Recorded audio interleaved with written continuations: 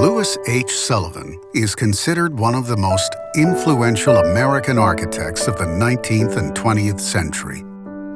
He is widely regarded as the father of modern American architecture.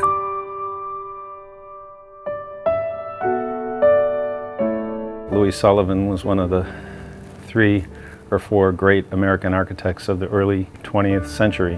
When he was practicing, the affection for architecture was largely vested in revival movements, in the kind of examination of our past and recreating it in revival styles.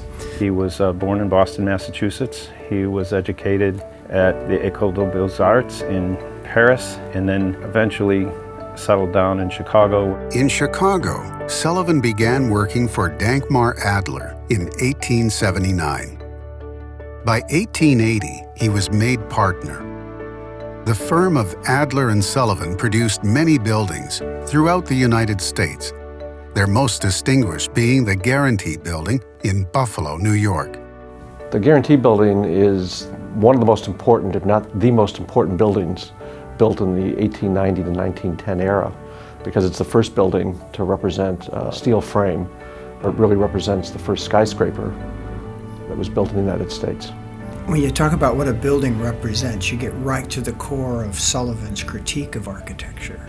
His sense that we were unhinged from our art and out of step with social and economic reality. He looked at a prosperous city in Buffalo at the turn of the century, or approaching the turn of the century, and he said, wow, land is more valuable, density and vibrancy is an important expression, but he never once gave up his art. So you find in the details an elegant architectural expression, which also captures the spirit of the economy and the prosperity that was Buffalo at the time. The Guaranty building is the seminal building in Buffalo's progress from a relatively small town to a very large town, a very large city, which occurred as a result of the building of the Erie Canal and represented really the emergence of Buffalo as a major commercial center. He referenced that he wanted to make this building look like it grew out of nature. The top of the building he felt should be representative like a grove of trees, which is one of the ways of explaining the very ebullient cornice that you see on the exterior of the building. The Guaranty building was originally commissioned by oil producer Haskell L. Taylor. Construction began in 1895 and was completed by 1896. It meant character. It meant who we were as a city. One of the more prosperous economic kind of corporations in the city at the time, the Prudential Insurance Company, put their name on the building. They identified with the building. Upon its completion and into the 20th century, the Guaranty building was regarded as the finest business address in the city of Buffalo.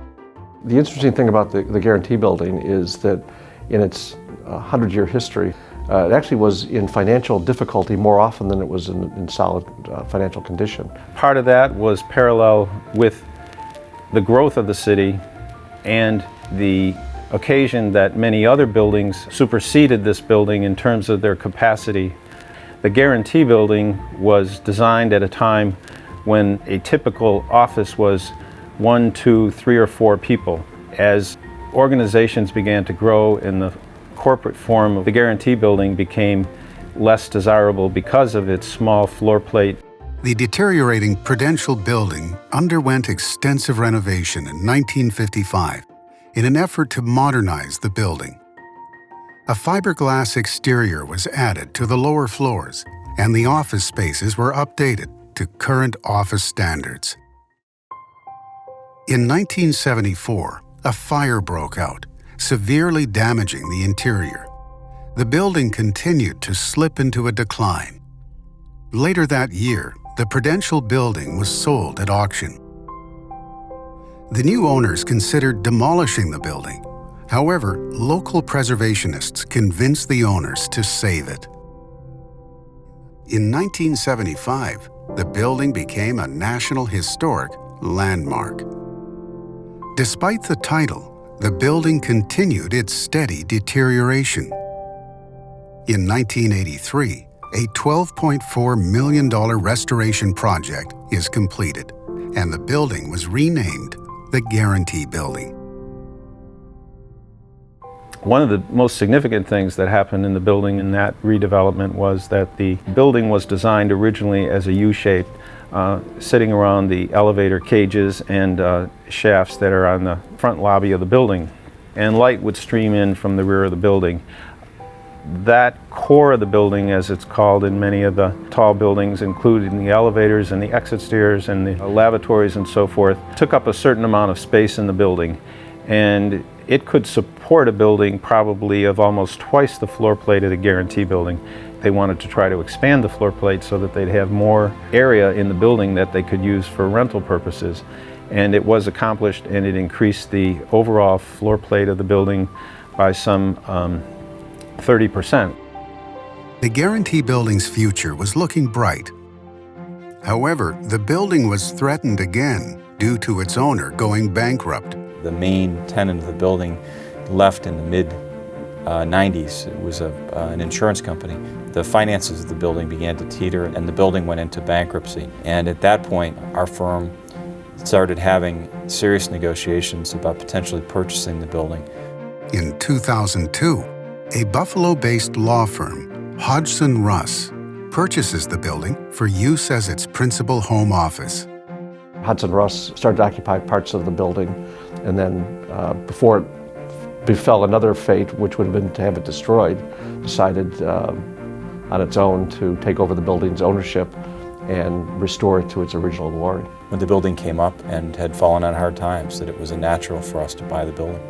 In 2003, Hodgson Russ began a $15.6 million restoration. The costs that are associated with the historic rehabilitation far outweigh the tax benefits that you get, so it wasn't really a money-making venture for us. It was as much a civic gesture as it was a business decision.